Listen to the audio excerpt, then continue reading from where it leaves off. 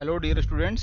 तो हम लोगों ने पिछले में कुछ चीज़ें पढ़ी थी कंपोजिशन के ऊपर। तो यहाँ पे एक थ्योरम को लिया है मैंने और बहुत ही इंटरेस्टिंग थ्योरम है और बहुत ही यूज़फुल थ्योरम है ये। तो वीडियो को पूरा देखिए तो ये ज़्यादा मज़ा देगा आपको। यहाँ पे हम दो थ्योरम को और उनके कंसिक्वेंसेस को डिस्कस करेंगे। तो पहली थ्योरम क्या कहती है यहाँ पे कि अगर एक फंक्शन है ए से बी में और दूसरा फंक्शन है जी बी से सी में और दोनों कैसे हैं, वन वन है। ठीक है। इनिशियली हम क्या लेके चले हैं कि दो वन वन फंक्शन है और फाइनल जो रिजल्ट हम देख रहे हैं कि जी कंपोजिशन एफ जो ए से सी में बनेगा वो भी क्या होगा, वन वन होगा। यानी कि दो कम फंक्शन जो वन वन फंक्शन है उनका कंपोजिशन वन वन होता है। हमें यहाँ पे ये चीज़ को देखना है। तो देखते हैं प्रूफ इसका कि किस तरह से चीज़ों को प्रूफ करते हैं हम लोग। तो एफ अपना ए से बी में है और वन वन है, since F is one one and G is also one one. F और जी दोनों वन वन है। दिखाना क्या है, to show G composition F is one one. ये वन वन हमें दिखाना है। अब आपको पता है कि जी कंपोजिशन एफ कहाँ से कहाँ तक बनेगा, और अगर नहीं पता है तो पता करवा लेते हैं। ये देखिए, पहला ए, ये बी और ये हो गया सी।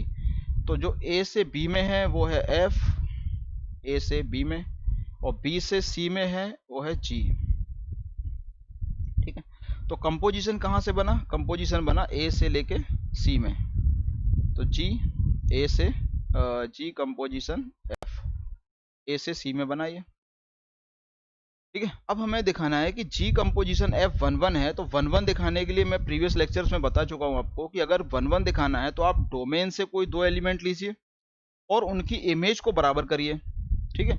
और ये दिखाना है कि दोनों एलिमेंट वो इक्वल हैं, यानी कि दो एलिमेंट को लेना है, उसके बाद उनकी इमेज को इक्वल लेके चलना है, और ये शो कर दें अगर हम कि वो इमेज अलग अलग नहीं एक ही है तो वो फंक्शन क्या हो जाता है, वन वन। देखिए किस तरह से। Late x1 and x2 element ले लिए मैंने, कहाँ से, a से। x1 एंड x2 a से लिए और इनकी इमेज को इक्वल किया। g composition f of x1 equal to g f of, क्योंकि हमें g कंपोजिशन f को वन वन दिखाना है तो हमें फंक्शन g कंपोजिशन f ही लेना पड़ेगा। तो इस तरह मैंने लिख दिया इसको। अब इसको हम कर सकते हैं कि g of f of x1, ठीक है, और इसको हम लिख सकते हैं g of f of x2। तो क्या किया हमने, कंपोजिशन को बस इस तरह से लिख दिया जो इसकी डेफिनेशन पहले दिन मैंने बताई थी जब कंपोजिशन पढ़ाया था। अब आप देख रहे हो कि जी कंपोजिशन, अच्छा जी कैसा फंक्शन है, वन वन। अच्छा, ये जो एलिमेंट आपको ब्रैकेट के अंदर दिख रहा है जहां मैं पेन चला रहा हूँ, जी, और ब्रैकेट के अंदर क्या दिख रहा है, एफ ऑफ x1। तो ये जी के लिए एक एलिमेंट का काम कर रहा है। और राइट हैंड साइड में आप देखेंगे जी और ब्रैकेट में लिखा है एफ ऑफ x2, ये भी एक एलिमेंट के लिए काम कर रहा की तरह काम कर रहा है।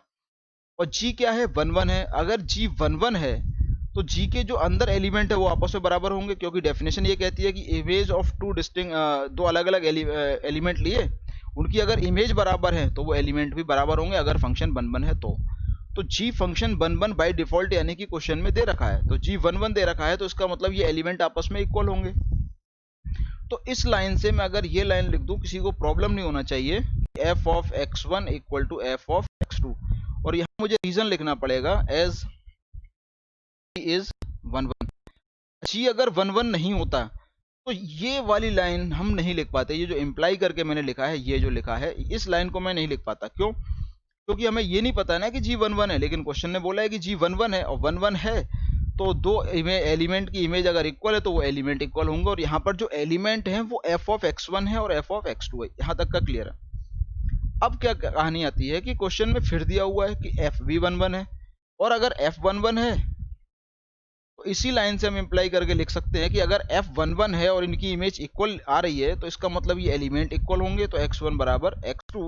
और यहाँ पे आपको फिर रीजन लिखना पड़ेगा as F is one one, क्योंकि f जो है वो वन वन है। तो हमने क्या देखा कि दो एलिमेंट लिए थे हमने और कंपोजिशन पे लगाया, और कंपोजिशन में दो फंक्शन थे g और f, वो दोनों वन वन थे और उनकी वन वन नेस का हमने यूज किया, और वन वन नेस का यूज करके हम रिजल्ट पे पहुंचे। रिजल्ट क्या आता है अपने सामने, x1 equal to x2। Therefore जो पूरा डिस्कशन था उसे हम एक लाइन में ऐसा लिख सकते हैं कि G composition f1, G composition f x1 equal to G composition F X imply x1 equal to x2, यानी कि इस फंक्शन को लिया और इसमें x1 x2 अप्लाई किया तो हमें क्या मिलता है x1 और x2। तो यहां से हम एक लाइन में बोल सकते हैं therefore G composition f is 1 1। तो एक रिजल्ट ये आपके सामने बन के आ गया, ये तो हो गया प्रूव्ड। अब मैं थोड़ा सा आपको और डेप्थ में ले चलता हूँ, ठीक है। तो कहानी क्या हुई कि दो 1 1 फंक्शन का कंपोजिशन 1 1 होता है, ये क्लियर हो गया, क्रिस्टल क्लियर है, और ये सर्वदा सत्य है। जैसे सूर्य का निकलना सत्य होता है उसी तरह से ये सत्य हो गया। लेकिन अब कोई उल्टा अगर सोचता है कि जी कंपोजिशन एफ 1 1 है तो क्या जी और एफ 1 1 होंगे? ठीक है, आएगा ना दिमाग में भाई, अगर 1 1 फंक्शन का कंपोजिशन 1 1 है तो जो कंपोजिशन अगर 1 1 दिया हुआ है तो क्या वो इंडिविजुअल फंक्शन 1 1 होंगे? अब यहां पे हम करते हैं इसको नोट में क्या मैं लिखता हूं कि G composition F, if G composition F is 1 1, this imply दो बातें, दिस इम्प्लाई बोथ मतलब एफ एंड जी के लिए, both F and G are 1 1।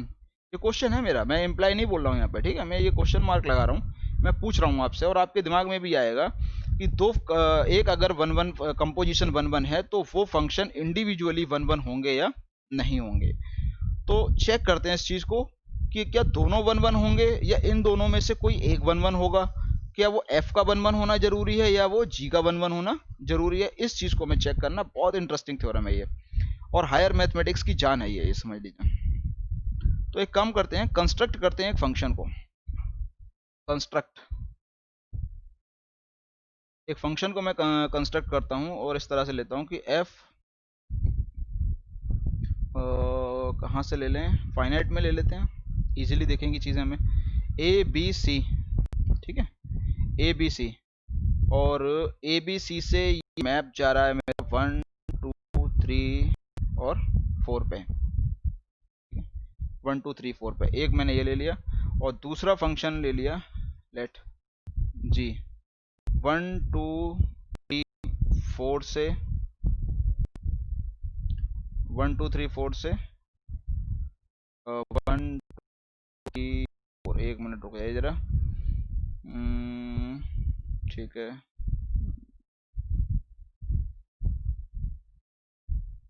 एक काम करते हैं, एक बढ़ा और देते हैं, इसमें 5 कर देते हैं। यहाँ पे मैं एक 5 बढ़ा देता हूँ तो यहाँ भी एक 5 देता हूँ। ओके, अब ठीक है। तो देखिए हमने किस तरह की चीजें बनाई हैं, इस तरह से है, और मैं डिफाइन इसी में कर दे रहा हूँ फंक्शन को, एफ जी, यहाँ पे अपने पास ए बी सी, और यहाँ पे है 1 2 3 4 5, 1 2 3 5। मैंने ए को मिला दिया 1 से, बी को मिलाया 2 से, 3 को मिलाया सी को मिलाया 3 से, ये हो गया। अब यहाँ पे क्या किया कि 1 को मिलाया 1 से, 2 को मिलाया 2 से, और 3 को मिलाया 3 से। ओके,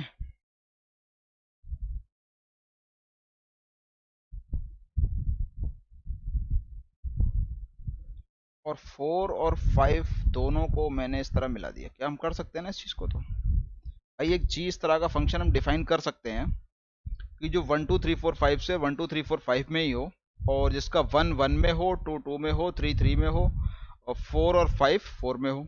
इस तरह का फंक्शन हमने एक डिफाइन किया। तो आप क्या देख रहे हो यहाँ पे? आप देख रहे हो कि जो कंपोजिशन है,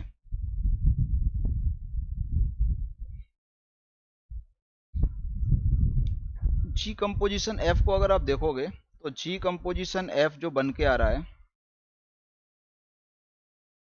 ये ए, ये बी और ये सी नाम दे दिया, तो वो ए से सी आ रहा है। तो ए से सी में आप देख रहे हो कि 1 का जो इमेज आ रहा है, ए का, सॉरी, जी कंपोजिशन एफ के थ्रू जो ए का इमेज बनना है, तो देखिए ए गया 1 पे और 1 गया 1 पे, तो ए का इमेज कहाँ मिला हमें? 1 पे। जी कंपोजिशन ऑफ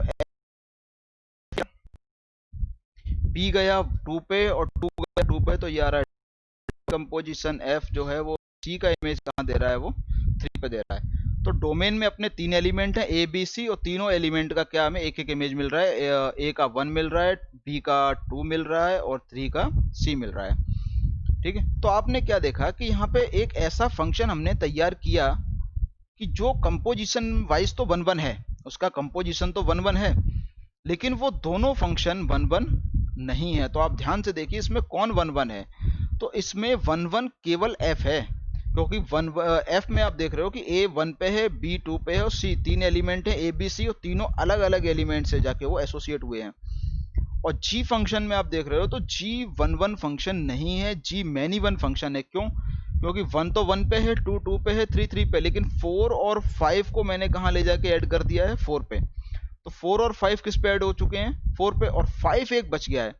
तो जी ना तो ऑन टू है ना ही 1 1 है, तो जी एक ऐसा फंक्शन है जो मैनी 1 है। तो इसका मतलब यह है कि अगर कंपोजिशन 1 1 हो रहा है तो उसमें एफ यानी कि जी कंपोजिशन एफ 1 1 आ रहा है। तो इसको मैं समराइज करके ऐसा लिख सकता हूँ, therefore we can say that G composition F is 1 1 but both G both F and G are not 1 1, लेकिन ये दोनों 1 1 नहीं है। लेकिन एक चीज यहाँ पे कंफर्म हो गई कि देयरफॉर इसको आप रिजल्ट की तरह समझो कि if G composition F is composition F 1 1 है, तो ये डायरेक्ट इंप्लाई करेगा कि F 1 1 है, F इज 1 1, यानी कि दो फंक्शन का कंपोजिशन है G और F, तो उसमें जो इधर से यानी कि आपसे राइट साइड में जो फंक्शन आ रहा है उसका 1 1 होना जरूरी है। अगर वो फंक्शन 1 1 नहीं हुआ तो G 1 1 हो भी जाए तो फिर 1 1 फंक्शन नहीं बनेगा। यानी कि इफ कंपोजिशन इज 1 1 तो आपको देखना है कि राइट हैंड साइड में जो फंक्शन है वो 1 1 होगा ही होगा। ठीक है, तो क्या जो कंक्लूजन था, कंक्लूजन ये निकल के आया कि अगर हमें कंपोजिशन 1 1 बोला है किसी ने, कि एक कंपोजिशन दिया हमें, बोला कि H कंपोजिशन T इज 1 1, तो आप H और T के बारे में क्या प्रिडिक्शन कर सकते हैं, क्या भविष्यवाणी कर सकते हैं? तो मैं एक भविष्यवाणी कर सकता हूं, भविष्यवाणी नहीं है वो एकदम सत्य है, कि T 1 1 होगा, T इज 1। बात समझ में आया बेटा? तो अगर F कंपोजिशन 1 1 है तो ये राइट साइड का जो फंक्शन होता है उसे 1 1 होना पड़ेगा, ये हमारे सामने है। ठीक है, तो कुल मिला के दो चीजें पढ़ी हमने कि अगर दो फंक्शन हैं इस तरह से और दोनों ही 1 1 है तो उनका कंपोजिशन 1 1 होगा, इसमें कोई डाउट नहीं है। लेकिन अगर कंपोजिशन 1 1 है तो उन दोनों का 1 1 होना जरूरी नहीं है, उनमें से केवल एक ही 1 1 होगा। मतलब हो सकता दोनों का कंफर्म 1 1 होना जरूरी नहीं है, लेकिन एक का 1 1 होना एकदम जरूरी है, और किसका? राइट हैंड साइड में जो फंक्शन मिलेगा उसका 1 1 होना जरूरी है। ओके, तो नेक्स्ट थ्योरम अब देखते हैं ऑन टू के ऊपर। इससे क्या हो गया पेन को,